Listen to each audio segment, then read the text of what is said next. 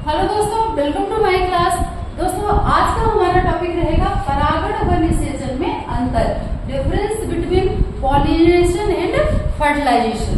तो यहाँ पे हम परागण और निषेचन को बिल्कुल अच्छे तरीके से समझेंगे ताकि आज के बाद आपके सारे डाउट, सारे कंफ्यूजन क्लियर हो जाए।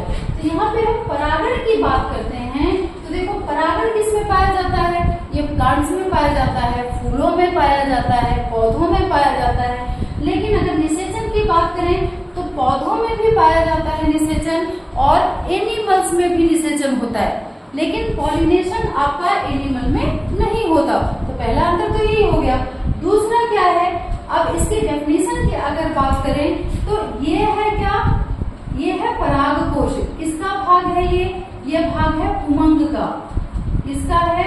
उमंग का। और ये आपको पता है पूरा आपका क्या कहलाएगा? जायांग। ठीक है, स्त्री केसर और पुंकेसर। तो यहाँ पे परागकोश होता है जिसमें क्या होते हैं? छोटे छोटे इस तरह के परागकण। कभी आप गुड़हल का फूल उठा के देखना, उसमें पीले पीले छोटे छोटे परागकण दिखाई देंगे। तो परागकणों का परागकोश से इसको क्या बोलते हैं? वर्तिकाग्र। वर्तिकाग्र, ठीक है। तो वर्तिकाग्र तक पहुंचना किसका? परागकणों का। किसके? स्त्री केसर के वर्तिकाग्र तक पहुंचना क्या कहलाएगा? परागण। ठीक है, परागण के लिए कई माध्यम होते हैं। फूल हवा द्वारा, वायु द्वारा, कीट द्वारा, जो परागकणों को यहाँ तक पहुंचाने में मदद करते हैं।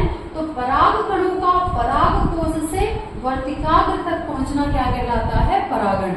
अब हम फर्टिलाइजेशन या निषेचन की बात करें तो नर युग्मक का मादा युग्मक से मिलना। युग्मक मतलब ये जो आपके क्या है? युग्मक का मतलब क्या होता है? गेमिट, जो स्त्री में ओवा या अंडे के रूप में पाया जाएगा, इसी को हम क्या बोलेंगे? ओवा, या इसी को हम क्या बोलेंगे? अंडाणु या डिम्बाणु भी बोलते हैं। बहुत बच्चे कंफ्यूज हो जाते हैं। डिम्बाणु, ठीक है। एग्जाम में आ जाता है तो बोलते हैं अरे हमने अंडाणु पढ़ा था, डिम्बाणु तो हमने पढ़ा नहीं, डिम्बाणु कहाँ से आ गया? ये किसमें होता है? तो इसी को डिम्बाणु भी बोलते हैं। ठीक है, तो ये एक मादा युग्मक हो गया और ये शुक्राणु है कि क्या हो गया? नर युग्मक। क्या हो गया? ये एक नर युग्मक। तो शुक्राणु का अंडाणु से मिलना या नर युग्मक का मादा युग्मक से मिलना क्या कहलाता है? निषेचन या फर्टिलाइजेशन। ये जो शुक्राणु है ये इसको क्या बोलेंगे? नर युग्मक या मेल गेमिट्स। और ये क्या है? मादा युग्मक या फीमेल गेमिट। ये दोनों आपस में मिलेंगे तभी किसी भी भ्रूण या शिशु का बनना प्रारंभ होगा। तो यही प्रक्रिया आपकी निषेचन है, जिसके बाद सीधे संतान बनना शुरू हो जाती है, भ्रूण बनना शुरू हो जाता है। लेकिन परागण में नहीं है कि भ्रूण बनेगा। परागण में यहाँ से यहाँ तक पराग बन जाता है। फिर आपको पता है कि इसमें जैसे ये देखिए, यहाँ पे मैं समझा देती हूँ थोड़ा सा डिटेल में।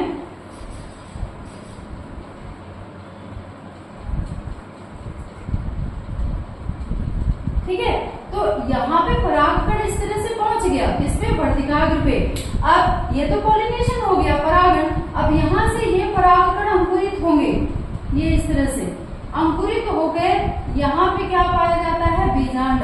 और ये पराग नली बीजांड में प्रवेश करेगी और इसमें अंड कोशिका होती है।